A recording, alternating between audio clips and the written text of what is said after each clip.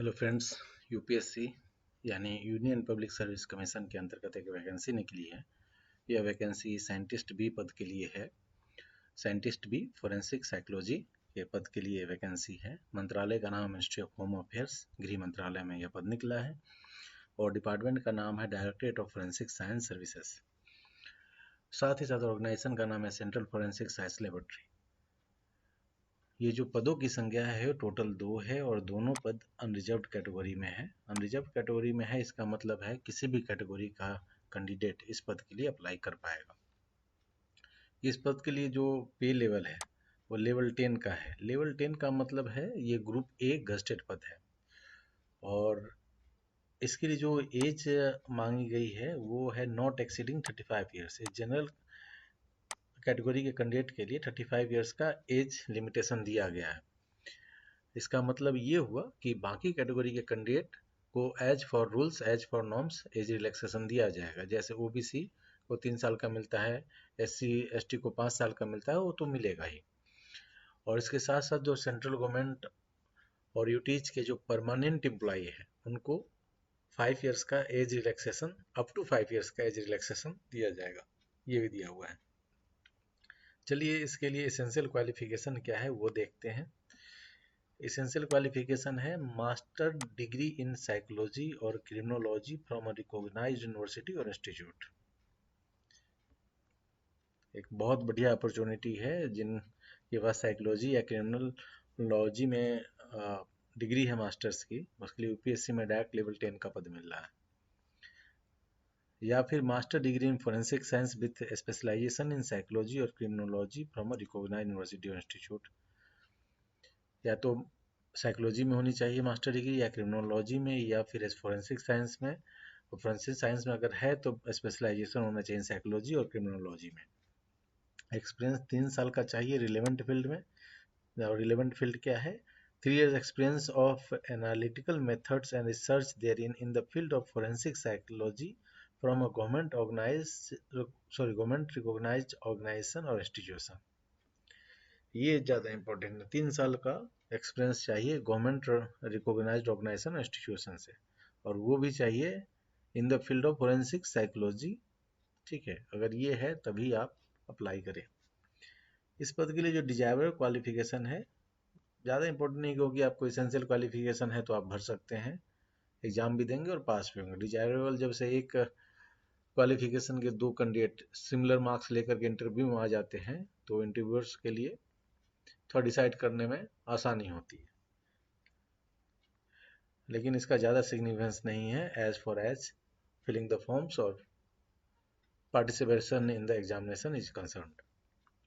1 year experience of working in forensic science laboratory under the central or state government or union territory administration after obtaining the minimum prescribed educational qualification। इनका कहना है क्या कि masters करने के बाद जो मांगा गया है उसका 1 साल का एक्सपीरियंस यहाँ forensic science laboratory central government या स्टेट गवर्नमेंट या यूटी के अंतर्गत में आपने काम किया है तो ये डिजायरेबल है, बहुत अच्छा माना जाएगा। ड्यूटीज क्या रहेगी? Crime case examination, giving evidence in the court of law, crime scene examination, providing guidance to the junior scientific staffs for case analysis, research and develop R&D activities on forensic science, and imparting training in the respective field of forensic specialization to the trainees from different investigation agencies, forensic science labs and other organizations। ठीक है भाई। और probation 2 years का है, उसके बाद आप permanent employ बन जाएंगे। इसका हेड क्वार्टर जो है, headquarter in the new Delhi है, with laboratories at Pune, Kamrup Assam, Bhopal. In connection with performing his duties the officers may be required to serve in any part of India. कहीं भी आपको नौकरी के लिए भेजा जा सकता है। ये देखिए general central services group A gazetted का पद है और ये परमानेंट नेचर का पद है।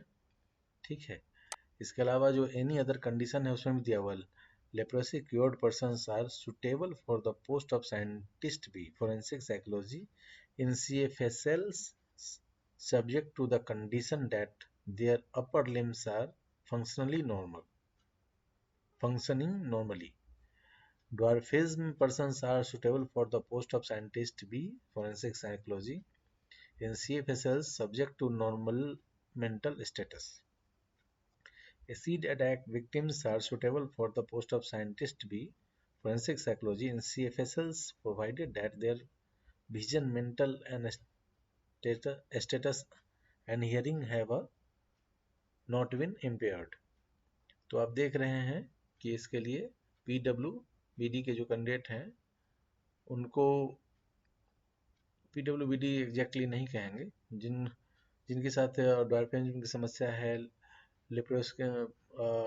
लेप्रोसी हुई थी और वो क्योर्ड हो गई है, उन सबको भी एलिजिबल किया गया है। एसिड अटैक विक्टिम्स को भी एलिजिबल किया गया है। अगर आप इस पद के लिए अप्लाई करना चाहते हैं तो अप्लाई करने का लास्ट डेट है 29 मई 2025 और अप्लाई करने का ऑनलाइन लिंक मैं आपको इस वीडियो के डिस्क्रिप्शन में दे दूंगा। साथ ही साथ ये डिटेल्ड जॉब नोटिफिकेशन भी आपको इस वीडियो के डिस्क्रिप्शन में मिल जाएगा। सारे इंपॉर्टेंट डेट्स एंड डिटेल्स आपको इस वीडियो के डिस्क्रिप्शन में मिल जाएंगे। अगर आप एलिजिबल हैं और अप्लाई करना चाहते हैं तो यह एक गोल्डन अपॉर्चुनिटी है, खासकर साइकोलॉजी और क्रिमिनोलॉजी वाले स्टूडेंट्स के लिए। ग्रुप ए गस्टेड का पद मिल रहा है, तो लास्ट डेट का इंतजार न करें, यथाशीघ्र अप्लाई करें। All the best, thank you.